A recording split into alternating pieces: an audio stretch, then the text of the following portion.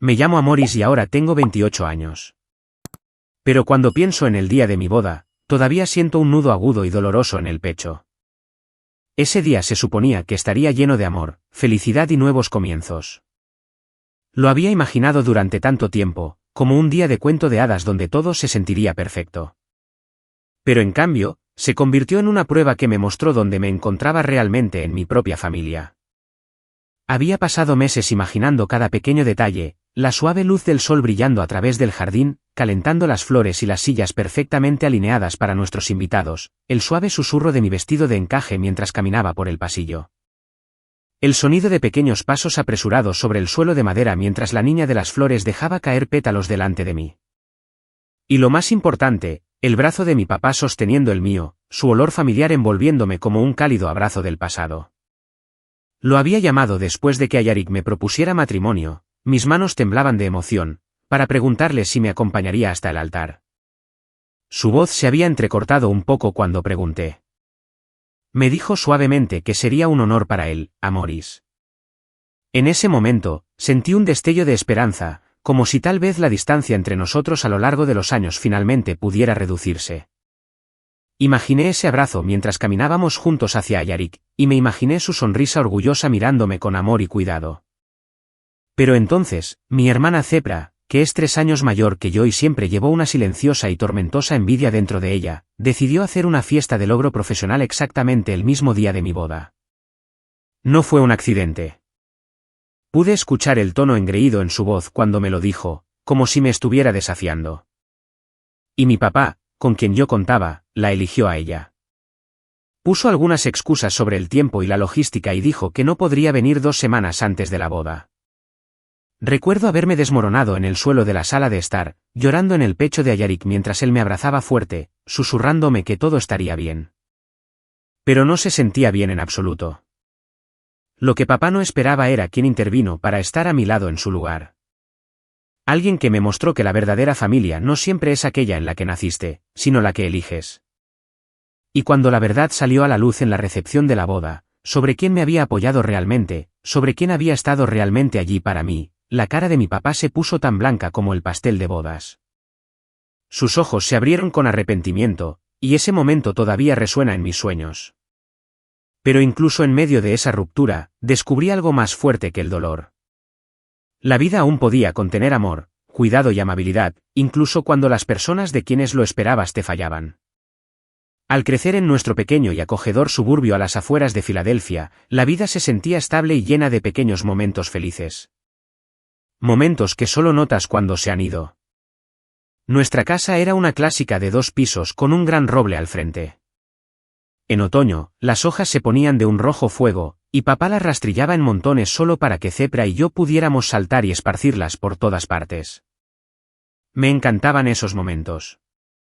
Papá era mi héroe en ese entonces.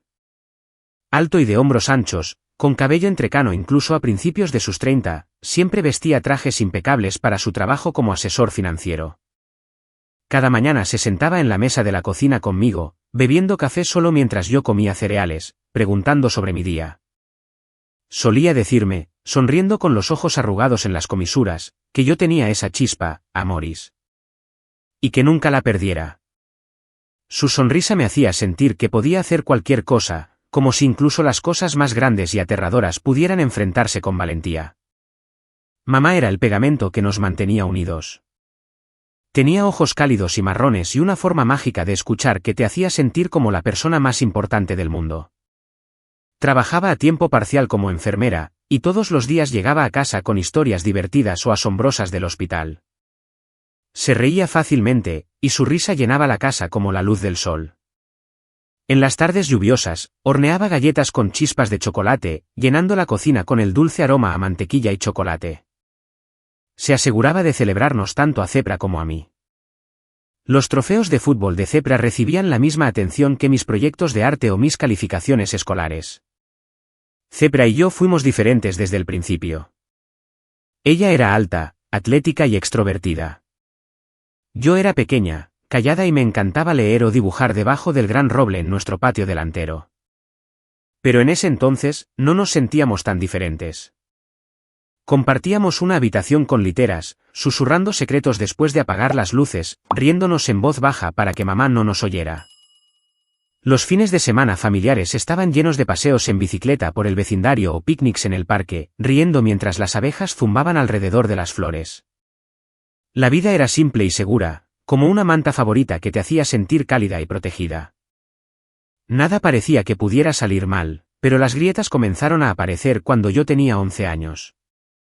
Al principio, eran diminutas, como retumbos distantes antes de una tormenta. Mamá comenzó a sentirse muy cansada. Le restaba importancia, diciendo que era por sus largos turnos en el hospital. Pero pronto comenzó a echar siestas más a menudo, y su piel se veía más pálida bajo las luces de la cocina. Las líneas de preocupación de papá se profundizaron, y él la atendía más, preguntándole suavemente si necesitaba algo. Cepra y yo tratamos de ayudar a nuestra manera. Le dibujé tarjetas con flores brillantes para animarla.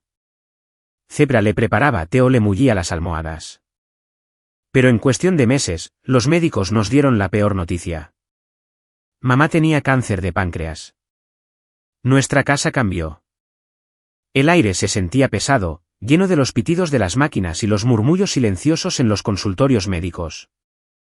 Me sentaba junto a su cama, sosteniendo su delgada mano, contándole sobre la escuela mientras ella sonreía y escuchaba. Sus ojos aún contenían amor incluso mientras su cuerpo se debilitaba. Papá se volcó aún más en el trabajo, quedándose hasta tarde en la oficina, como si los números de sus hojas de cálculo pudieran arreglar lo que se estaba rompiendo en nuestras vidas. Cepra, al tener 14 años, comenzó a tomar las riendas de pequeñas maneras. Cocinaba cenas sencillas como pasta o sándwiches de queso a la plancha, y me ordenaba poner la mesa. Solía decirme con voz áspera pero con los ojos enrojecidos de tanto llorar en secreto que Amoris dejara de lamentarme.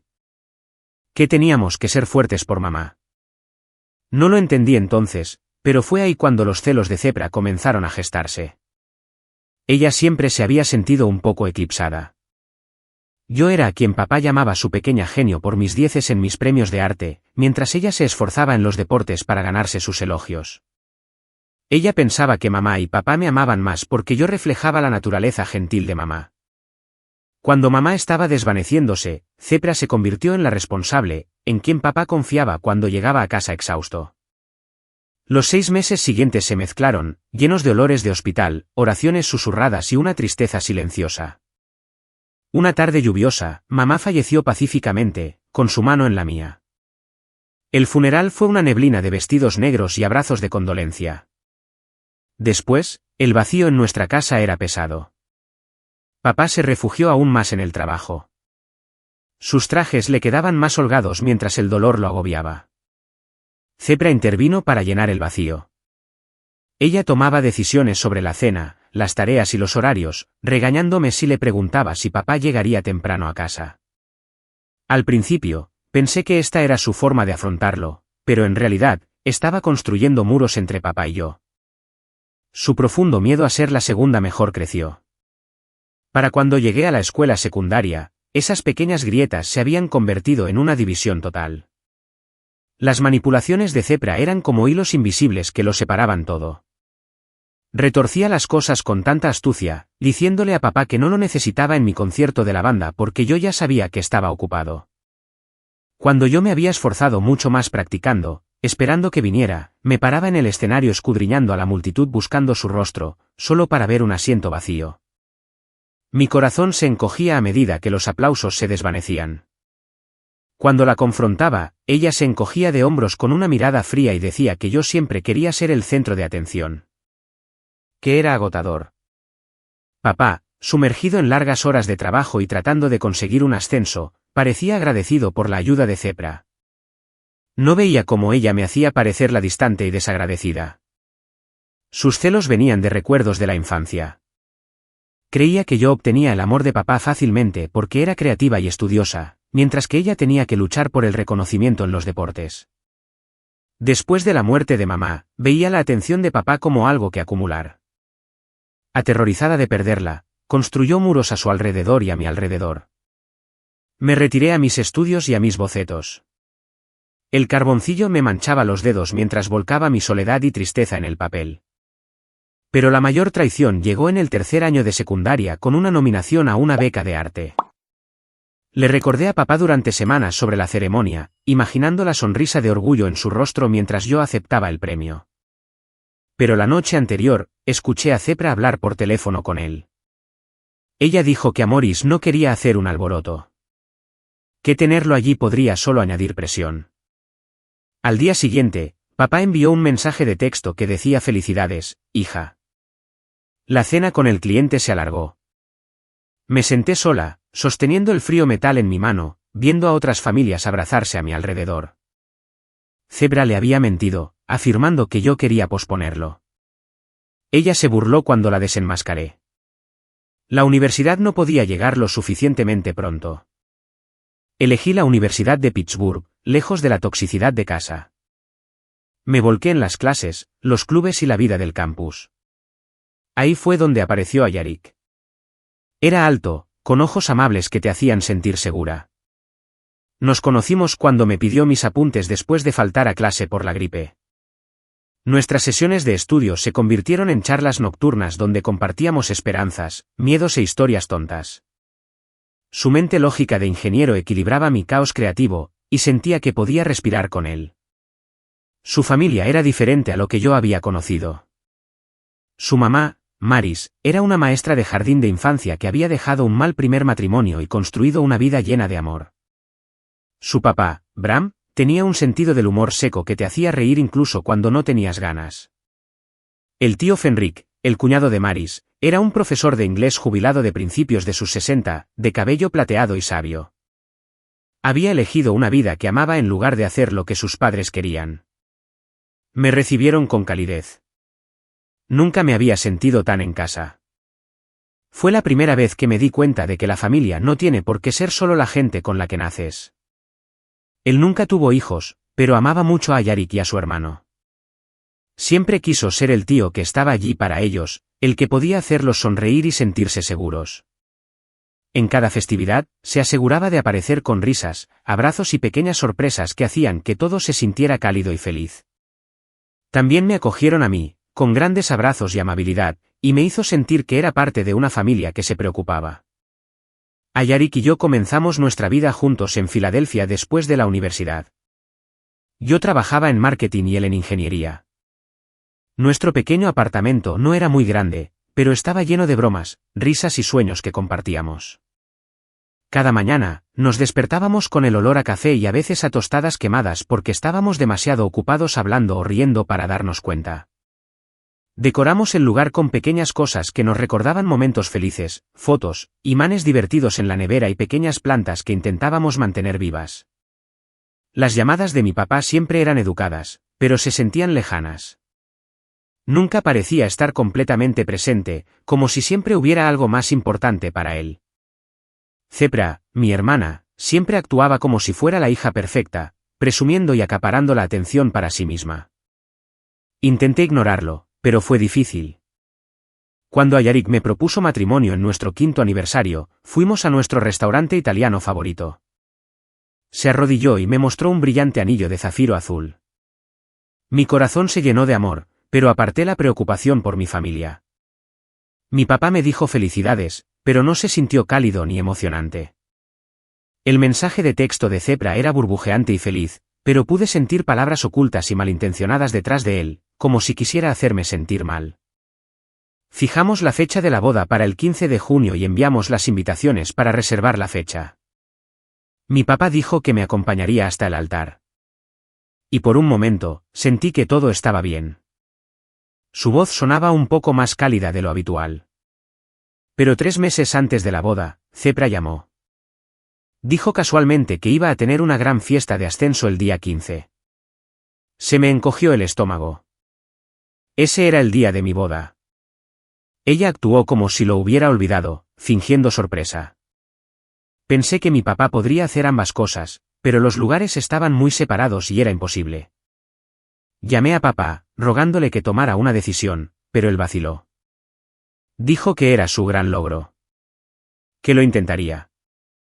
Pasaron semanas, y solo 2 semanas antes de la boda, me volvió a llamar. Dijo que no podía ir. Que el tiempo era demasiado ajustado. Que le pidiera a alguien más. Mi teléfono se me resbaló de la mano. Las lágrimas empañaron mi vista mientras la traición se asentaba. Me sentí destrozada, como si todos los años que había esperado el amor y la atención de mi papá se hubieran desvanecido. Me senté en el sofá durante horas, mirando la pared, sintiendo el anillo de compromiso pesado en mi dedo. Ayarik me encontró llorando. Con voz ahogada le dije que él no venía. Que él la eligió a ella. Él me atrajo hacia sí, y su camisa se humedeció con mis lágrimas. Susurró que él no merecía estar allí si así es como actuaba. Pero por dentro, me dolía. Todas las viejas heridas volvieron, los conciertos que se perdió, las ceremonias solitarias, y como las mentiras de Cepra habían robado pedazos de mi relación con él poco a poco. Esa noche, me revolví en la cama. Los recuerdos pasaron como una pesadilla. La frágil mano de mamá en la mía, los encogimientos de hombros engreídos de Cepra, la voz distante de mi papá por teléfono. Una parte de mí quería rogarle que reconsiderara, conducir hasta su casa y sacudirlo hasta que viera la verdad. Pero el orgullo y la ira me detuvieron. A Cepra le habría encantado verme desesperada. Los días siguientes se difuminaron en una neblina. Seguí con los preparativos de la boda, probándome vestidos donde el encaje me rozaba la piel, y haciendo llamadas telefónicas donde mi voz se quebraba por contener las lágrimas.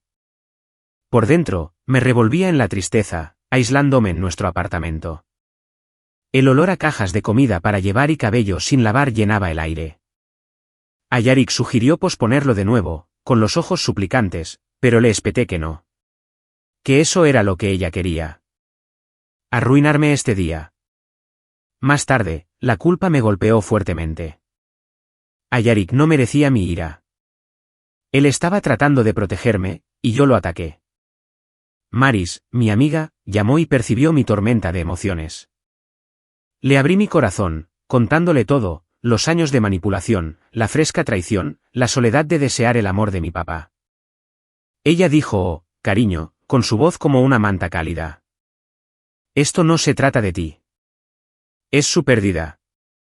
Pero mi corazón todavía se sentía pesado. Soñé con caminar sola por el pasillo, imaginando los susurros de los invitados al notar el brazo vacío que debería haber sido el de mi papá. Una medianoche, toqué fondo. Me senté en el frío suelo del baño, las lágrimas corriendo por mi rostro, sintiendo que tal vez no era digna de amor, como si la elección de mi papá lo demostrara. Maris me invitó a almorzar al día siguiente. Su suave abrazo me sacó del abismo. Compartió su propia historia. Su papá también se había negado a ir a su segunda boda. Dijo que duele. Pero encuentras personas que te celebran. Plantó una semilla en mi corazón sobre el tío Fenric. Maris me contó cómo él la ayudó cuando su propio papá no estuvo allí. Él entendió el rechazo por las decisiones de su propio padre. También había derramado su amor en Ayarik y su hermano, dándoles atención, regalos y su tiempo. Impulsado por su propia soledad, atesoraba estas conexiones. Pensé en ello durante días. La idea se sentía extraña pero también correcta. Finalmente, lo llamé para tomar café en nuestra cafetería-librería favorita. El olor a páginas frescas era reconfortante. Él llegó temprano con un café con leche de vainilla esperándome. Recordó mi favorito de nuestras cenas familiares. Hablamos de libros, y luego tomé una respiración profunda. Le pregunté al tío Fenric, con papá sin venir, si me acompañaría hasta el altar. Sus ojos se abrieron, luego se suavizaron con lágrimas. Dijo que a Maurice, nada me honraría más. Nos abrazamos, y un enorme peso se me quitó de encima. No era de sangre, pero eligió estar allí, viendo mi valor sin condiciones. El día de la boda llegó con el sol radiante. Mis damas de honor zumbaban de energía, sus risas ahuyentaban cualquier sombra. El tío Fenric llamó con regalos, un pañuelo de encaje de su mamá bordado con flores azules y la pulsera de Maris con un dije de pincel, en un guiño a mi corazón artístico. Mientras me ayudaban con mi cabello y mi vestido, sentí una oleada de claridad. Este día era mío, no definido por la ausencia, sino por el amor y la presencia. Al mirar la disposición del jardín, el arco floral fragante con flores y la suave música que sonaba, supe que la familia no es solo algo dado. Se gana a través del amor. La ceremonia se desarrolló como un sueño. El brazo del tío Fenric fue firme mientras cruzábamos las puertas. Las sonrisas de los invitados se desdibujaban bajo la luz dorada del sol. La cara de Ayarik brillaba de alegría mientras pronunciaba sus votos. Le dije: te elijo a ti, Amoris, cada día. Se intercambiaron los anillos, se levantaron los aplausos y nos convertimos en marido y mujer. El beso sabía a eternidad. La recepción fue animada, llena de risas y brindis. Las palabras del tío Fenric sobre la familia elegida hicieron llorar a algunos invitados. Maris sonreía radiante como una mamá orgullosa. Papá llegó tarde, torpe en su traje, entregándome un regalo con un abrazo rígido. Murmuró: lo siento. Lo de Cepra se alargó. Sentí que la ira se encendía, pero mantuve la compostura. Cuando preguntó quién me acompañó, dije que el tío Fenric. Su burla encendió la tensión, pero me mantuve tranquila. Mi primo Ayarik me apartó. La fiesta de Cepra era falsa. No había promoción, solo una estratagema para que mi papá se perdiera la boda. Me mostró mensajes de texto que probaban sus mentiras, retorciendo la historia de que yo no quería que papá estuviera allí. La incredulidad de papá se desmoronó mientras Ayarik le explicaba todo. Marcó a Cepra, saliendo furioso de la habitación, luego regresó enfurecido. Ella lo admitió. Años de celos y mentiras salieron a la luz. El arrepentimiento lo invadió. Pero la noche terminó con nosotros saliendo a través de un brillante túnel de bengalas. La paz se instaló a medida que la verdad emergió. Ayarik y yo fuimos de luna de miel a Grecia. Exploramos ruinas antiguas durante el día, caminamos por playas de arena y sentimos la suave brisa marina por la noche. Reímos, nos tomamos de las manos y nos dimos espacio para sanar. De vuelta en casa, los mensajes de voz de papá se acumulaban, disculpas crudas y palabras sinceras. Me di cuenta de que había estado ciega a las manipulaciones de Cepra. Ella había intentado controlarlo todo, pero su control se había roto. Nos encontramos en un café. Las lágrimas fluyeron mientras papá asumía sus errores, explicando cómo Cepra se había aprovechado de sus emociones. Lentamente, la reconciliación ocurrió. Las llamadas se convirtieron en visitas, y comenzamos a unir a las familias en cenas. El tío Fenric y papá compartieron conversaciones respetuosas. El Día de Acción de Gracias nos reunió a todos, brindando por las segundas oportunidades. Cepra se mantuvo alejada, pero el aire se sentía más ligero. No fue una justicia dramática. Fue un cambio real. Papá se hizo presente ahora, esforzándose por reparar lo que las mentiras habían destrozado. Reflexionando sobre todo, el caos de la boda me enseñó profundas lecciones sobre el amor y la lealtad. La traición duele más cuando viene de la familia porque las expectativas hacen que el corte sea profundo. Pero los lazos elegidos, las personas que te aman por quien eres, pueden sanar esas heridas más fuertes que nunca. Los celos y la inseguridad de Cepra nos robaron años. Pero exponerlos liberó a papá y a mí para reconstruir nuestra relación. El perdón es una elección que aligera el corazón. El tío Fenric se convirtió en familia en todos los sentidos. Su apoyo silencioso me recordó que estar presente importa más que los lazos de sangre. La vida es más plena ahora con límites, amor y conexiones genuinas. El dolor a veces abre espacio para cosas mejores. A veces las personas que faltan se convierten en las que más importan. Y así fue como aprendí que la familia no es solo con quien naciste. Es quien elige estar allí, quien se hace presente y quien te ama pase lo que pase.